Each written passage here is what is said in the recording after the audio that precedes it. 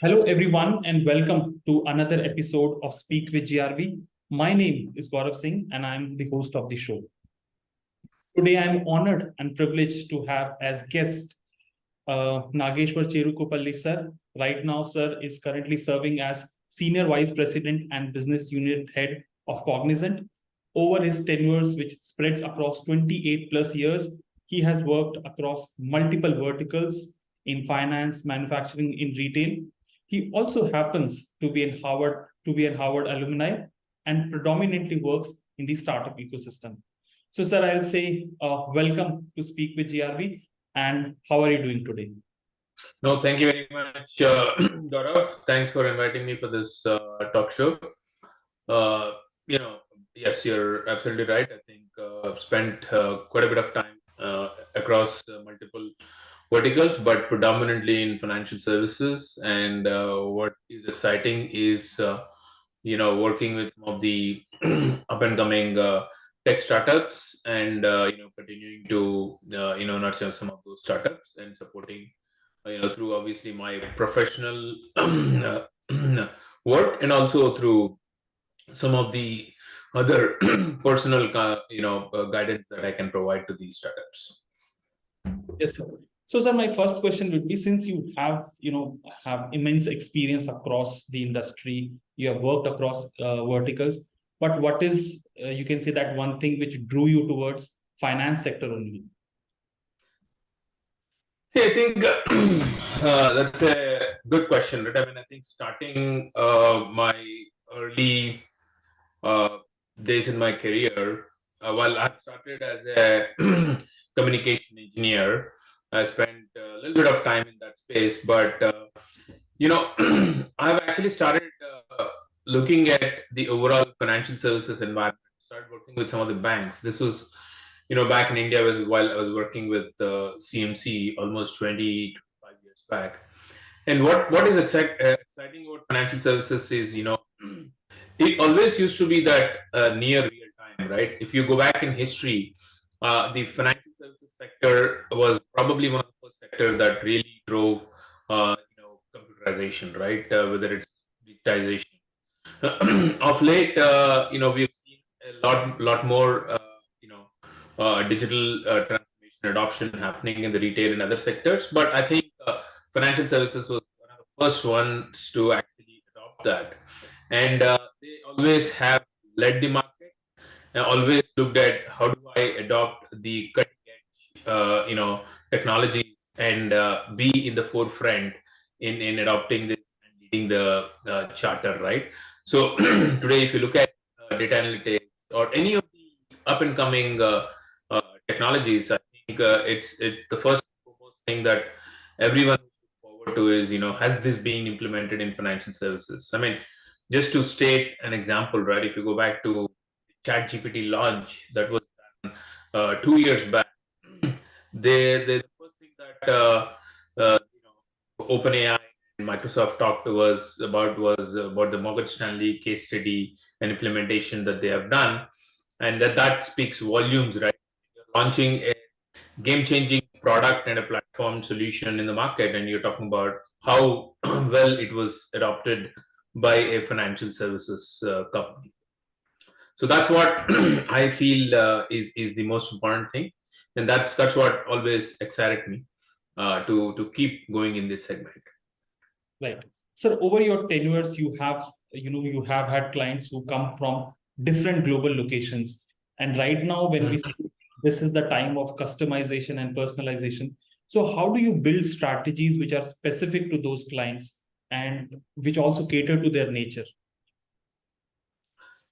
So that's a good question, right? See, customization and personalization has always been there, right? I mean, going back to, uh,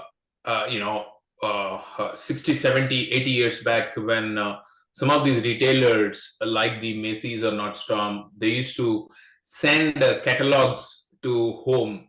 And most of those catalogs actually used to be quite customized to the specific buying patterns of individuals. It was quite challenging to capture some of those patterns, but these guys used to put effort in terms of understanding what each of these households have bought and how do we customize the catalogs that we ship to these households. Right now, obviously, that has moved more towards the digital front end. I mean, you can talk about stories that how Sears has engaged individual clients right back in those brick and mortar days. But obviously, they also led the digital revolution, but they couldn't stand before the Amazons of the world, right? I think we could see the Amazon has moved far ahead, leveraging and capitalizing on the overall digital revolution. So I think every person would like to, it's a human tendency that we always want the other person to speak to our wants and needs, right, and what our expectations are, right, as a customer. And if that can be predicted based on of the changing requirements and changing needs of every individual, I think that will be great, and I would definitely like to work with those individuals that have been able to customize and personalize their approach. Right, sir. Sir, you mentioned the word human tendency, and there is a saying in finance that it's less about the technical aspects and more about the behavioral aspects. So how much do you think the behavioral aspect of finance plays a role? It plays a significant role in that, right? I mean, obviously, when you actually do some when you make your investments, when you take a decision, you would obviously rely a lot on the data and the insights it would provide. But I think the one of the most important aspect that always is not looked at seriously is the individual's perception, and that perception over the years, right, and what they feel about any aspect, right, about an investment or putting money in a particular area, right? You might get as many insights, but it still goes back to what is your gut feeling, what is your sorry, assessment of the situation.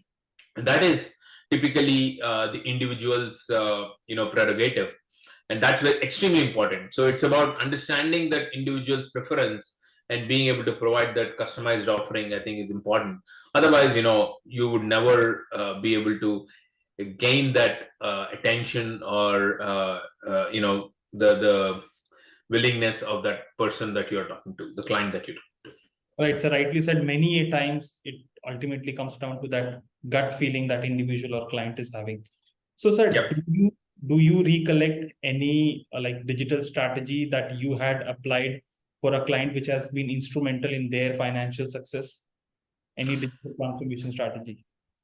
Yeah, I mean, there are many things that I can talk about, without getting into specific details, obviously, because of the challenges. But one of the things that I can say proudly is, I was involved, this was back in 97, 98, when India was building the first financial network. I used to call it Infinite. And I was actually one of the key architects in helping that, and subsequently many other e-governance initiatives across the various states, right? So I think that's something that I do definitely feel proud about, and setting up that, being an architect for one of the first financial network was definitely very important. And subsequently, there are many strategic initiatives that I have worked with, help banks in launching a new, not only just helping them through their digital transformation, but also launch a new product line, launch a new campaign that would help them, cross-sell and upsell to their clients, right? They come up with some new ideas that would actually change the way they, understand or the way they approach their clients, right? So there are multiple initiatives, and all of this obviously using technology extensively. I do feel proud about it, and I think the end culmination of all of that is where I have helped a few banks in, as I said earlier, launching a completely new business line, right? Something that has never existed. It was an idea that I've been able to take it to them, do an client survey, understand the need of that particular product in the market, and help the bank in launching that particular product. So it's going beyond a standard implementation of a digital transformation solution. It is actually trying to leverage the digital technologies to implement any solution in an accelerated fashion. Right, sir. So to someone like who's starting a career in this finance industry, or maybe to people at the highest leadership level, if you have to suggest certain, I would say, your philosophy or strategy that worked for you out of your experience, what would those be? So I think the way I put it is very simple, right? When you're actually starting your career, the first and the foremost thing that you always need to have is got to understand the content.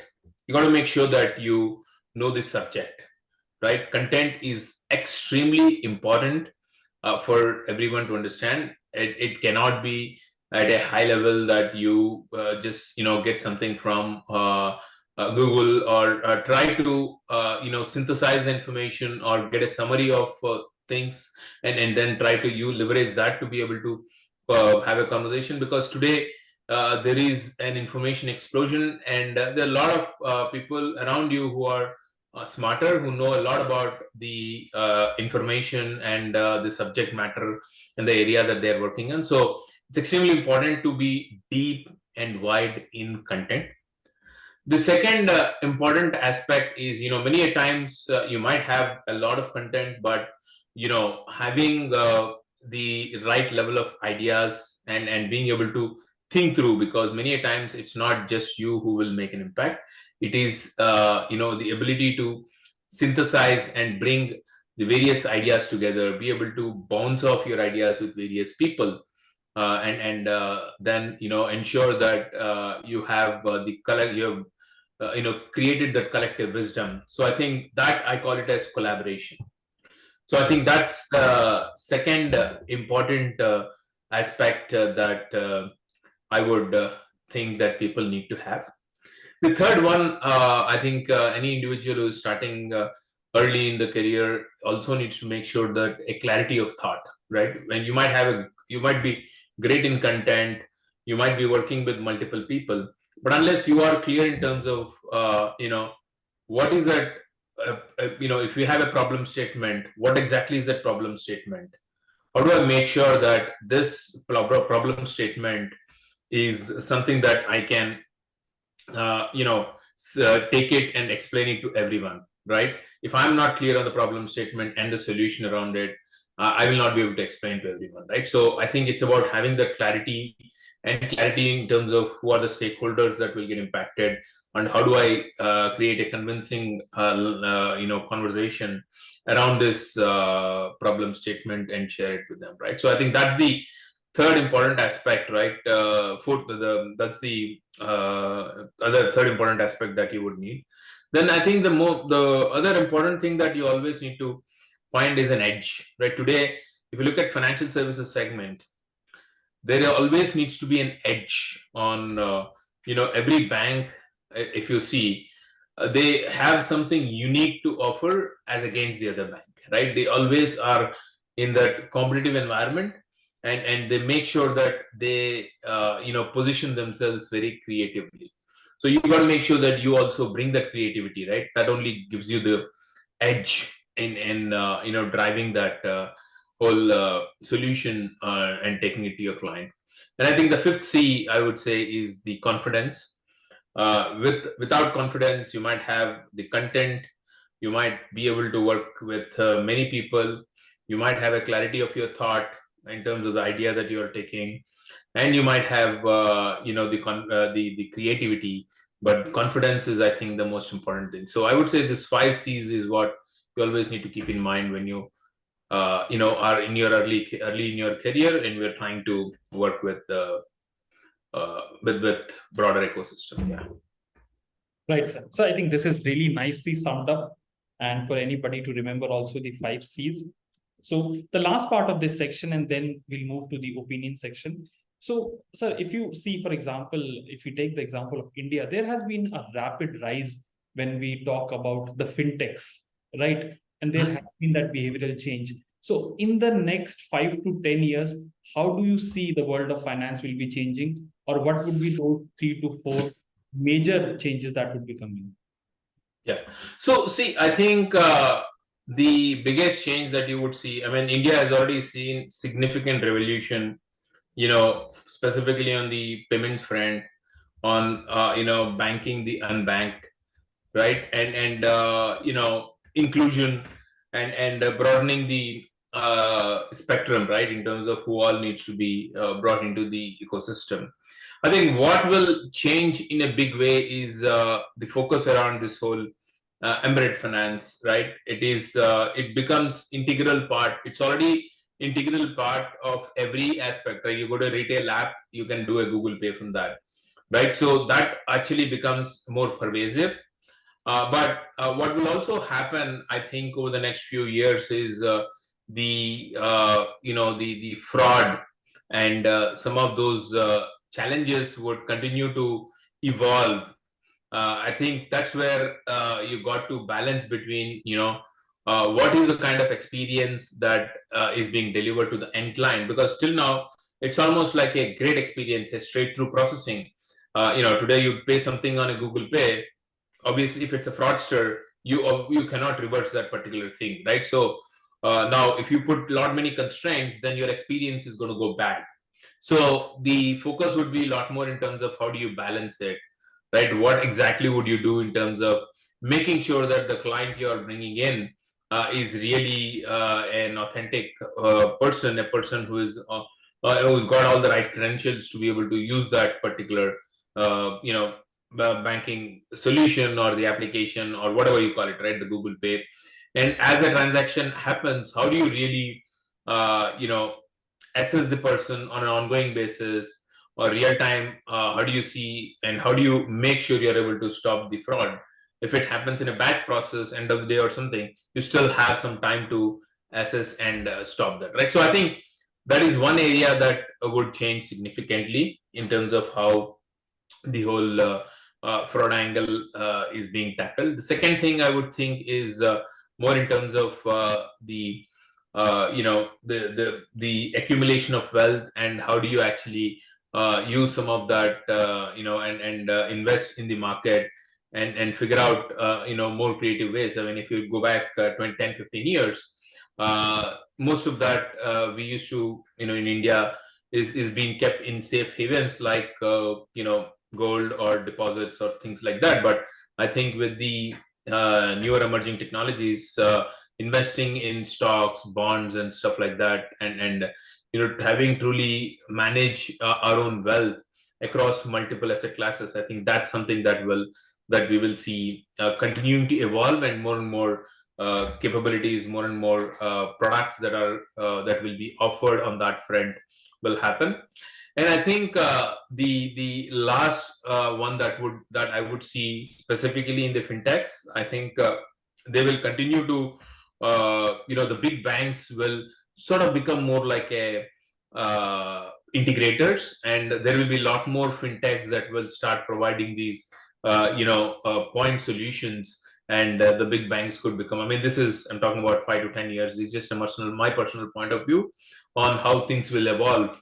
Over the next 5 to 10 years, you will have multiple fintechs offering these services, point solutions, whereas the banks will sort of become an aggregator and work with the regulators and ensure that they are managing the overall ecosystem. So it sort of becomes an ecosystem play rather than they trying to offer all of the solutions by themselves. Right, sir. So thank you so much. So with this, we'll move on to our next section, which would be opinion. And since you opened up this question about AI, when you mentioned in your previous answers, when we talk about money and when we talk about technology, both of them go hand in hand. And you have a rise of cryptocurrency also. Recently, there was a Bitcoin pump. And organizations like BlackRock, which almost control most of the organizations in the world, are holding like millions of quantities. So do you think in future we'll have an approach where the money would become more decentralized and technologies like cryptocurrency and blockchain would be more prevalent? So I think the biggest challenge is today in this environment is building the trust of the end client, right?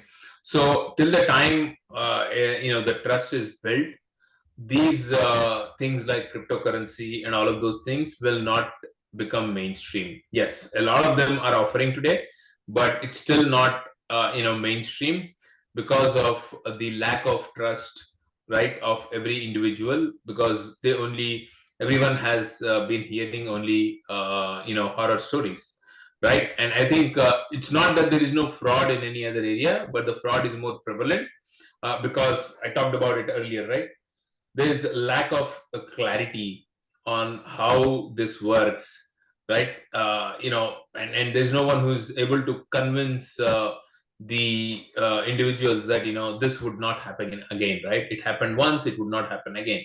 So we are only hearing more and more stories on how people are losing money, what kind of fraud is happening. It's a lot more easy to do the fraud, right?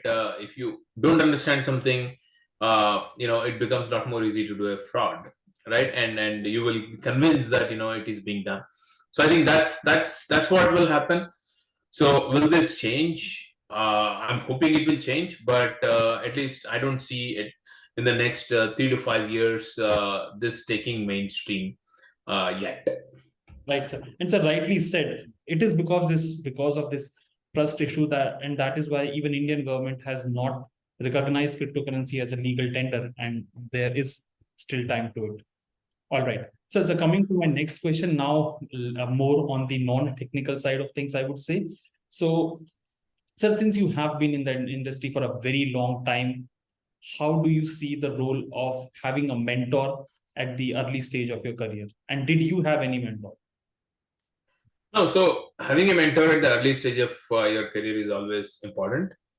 But I would also feel that, it's important to look at every individual as you start growing up your career and learning from them, right? So there are things that you always have to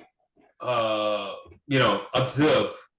Once you are in your earlier of your career, you got to really find a leader who is willing to spend time with you, who is willing to work with you. But for that, you also have to demonstrate that willingness to learn. You also have to demonstrate that keenness to engage with that particular I actually have a very simple framework, call it trust and transparency, is something that you got to create early on with the mentors. And I think that once you do that, then there will be leaders who will be ready to come and engage with you.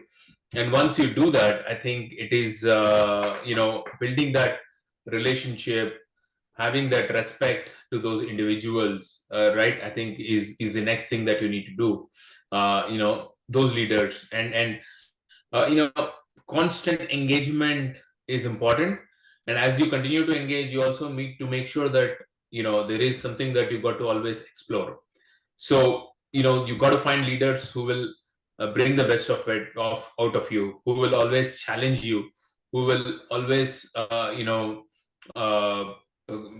make you do things that are beyond your capability, so that you are actually, they want to get the best out of you, right? So I think that's the thing that you need to do. And I already mentioned about the aspect of being collaborative and creative and working with the leader and demonstrating that, right? People only like a leader also would like to coach someone who they think demonstrate some of these capabilities of I'm creative, I'm collaborative, I can I have the attitude to explore, right? If I don't have an attitude to explore, then obviously the leader wouldn't find any interest in engaging with you. So I think having a mentor is important, but it is also thinking through all of these aspects and looking at multiple leaders early on in your career and trying to see what are the best things that I can learn from each of these leaders. So I've had mentors early on in my career, quite a few of them. Some of them I have observed and I've learned from them. Right? Indeed, someone I've not been in touch with that, but early on in my career, the group captain who was actually a great person, a great individual who have learned a lot looking at him from outside, and trying to learn from him. Kept in touch with for some years, but after that, I've not been in touch with him about moving to US. But I think those kind of people you will have to engage and understand. Right. So talking about leadership, I think you had shared a post on LinkedIn. I would read it out. Weak leaders blame others for their mistakes, but true leaders are humble enough to admit their mistakes. Yep. I would say, what is your leadership philosophy? So see, it's I think I briefly talked about it, right? My leadership philosophy is very simple, right? So this is where I call it as a framework, where I call it as TREC, TREC. So the first T is trust and transparency that I always have to establish, right? I think it is making sure that you bring the trust, you establish the transparency with your team, and to the extent possible, whatever you can discuss, people should see the real of you. You're not really. I mean, you are in sales. Everyone would have a suspicion with people in sales, but the only person who will succeed in sales is the one who creates that trust, and the trust doesn't happen overnight. It has to be earned. So the trust and transparency is important, right?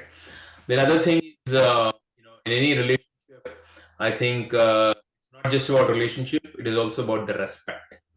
So you got to have a relationship with everyone, the people around you, because you alone cannot do stuff. But it is also having respect. Every person brings a unique capability. So having that relationship and respect is extremely important in terms of what unique capability that they bring, right? So that's the and R. The E part is engagement and empathy, right? So there's always going to be, you have to engage with people. It's not about just having a conversation today because you have some requirement for them with them, but it's about constant engagement and making sure that you also are empathetic to every individual, right? You're taking time from someone. Why are you taking that time? What is the value that you're offering to them, right? So that's the E part of it. And then C is always about, I think it's about collaboration and confidence. So those are the things that I would say are the key I mean, that's how I look at my own style, and that I think is important. Right. So one thing I must say, you have a really great clarity of thought. The way you are explaining when using the terms 5 Cs, 5 Ts, I think it's a great way to remember for the listeners also. So coming to the last two questions of this conversation. So we have talked about work too much. So whenever you are not working, how do you take time off work? What do you do to relax and regenerate yourself? I think the best thing is to spend time with the family and think about it. And the other thing that you can also do is read books. I think it's important to always read books that will help you personally and professionally.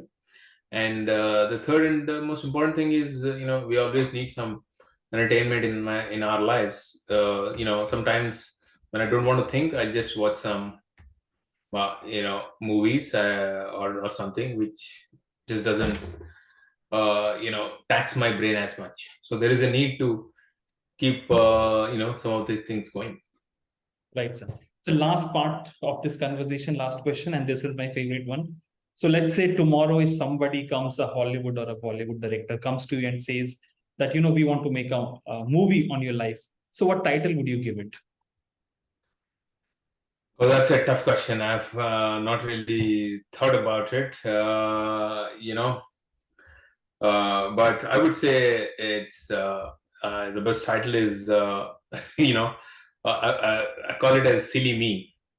So there are many mistakes that I've done in my life early on. I always think I should have done it differently. When I was 20 years, I should have done it differently. When I was 30 years, I should have done it. So it's always called as hindsight 2020. Unfortunately, most of us don't have the foresight 2020. So this is something that I've learned from one of a good friend of mine. But I think that's what I call it. But I think that's a very interesting title. Right side. So as Steve Jobs also said, you can't connect the dots looking backwards. Right. You can always connect it. So with this, we come to the end of this conversation, and I would say it was an absolute honor to be talking to you. This conversation was insightful to me to an extent that I really learned from it. And I really hope that when this will go out and people will watch it, it is a valuable lesson for them too. So once again, so thank you so much for coming. Thank you very much. Bye-bye. Thank you, sir. Thank you for your time.